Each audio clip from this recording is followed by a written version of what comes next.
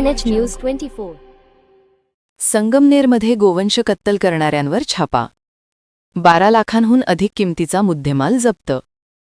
अहिल्यानगर स्थानिक गुन्हे शाखेने संगमनेर शहरात गोवंशीय जनावरांची कत्तल करणाऱ्यांवर कारवाई करत 12,41,000 रुपयांचा मुद्देमाल जप्त केला आहे.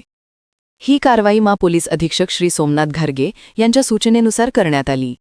स्थानिक गुन्हे शाखेचे पोलीस निरीक्षक किरण कुमार कबाडी यांच्या मार्गदर्शनाखाली उपनिषद समीर अभंग, अंमलदार गणेश लोंढे, संतोष खैरे, अमृत आढाव, योगेश कर्डिले व चालक अरुण मोरे यांच्या पथकाने ही कारवाई केली. दिनांक 10 नोव्हेंबर रोजी पथकाला माहिती मिळाली की जमजम कॉलनी संगमनेर येथे साहिल उर्फ साद मुस्ताफ कुरेशी हा आपल्या साथीदारांसह शाहिद गणी कुरेशी यांच्या घराच्या पत्र्याच्या शेडमध्ये गोमांस विक्री करत आहे. पथकाने ठिकाणी जाऊन छापा टाकला असता 2 इसम टेम्पोमध्ये गोमांस भरताना दिसले. त्यातील एकाला ताब्यात घेण्यात आले असून त्याने आपले नाव साहिल उर्फ साद मुस्ताफ कुरेशी वय 22 राहणार जमजम कॉलनी संगमनेर असे सांगितले.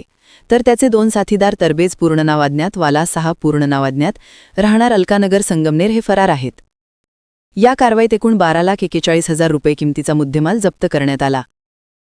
सदर प्रकरणी संगमनेर शहर पोलीस ठाण्यात गुर नंबर 1000/2025 भारतीय न्याय संहिता 2023 चे कलम 271 325 3-5 तसेच महाराष्ट्र प्राणी संरक्षण अधिनियम कलम 5A 5B 5K 9 प्रमाणे गुन्हा दाखल करण्यात आला असून पुढील तपास संगमनेर शहर पोलीस स्टेशन करत आहे.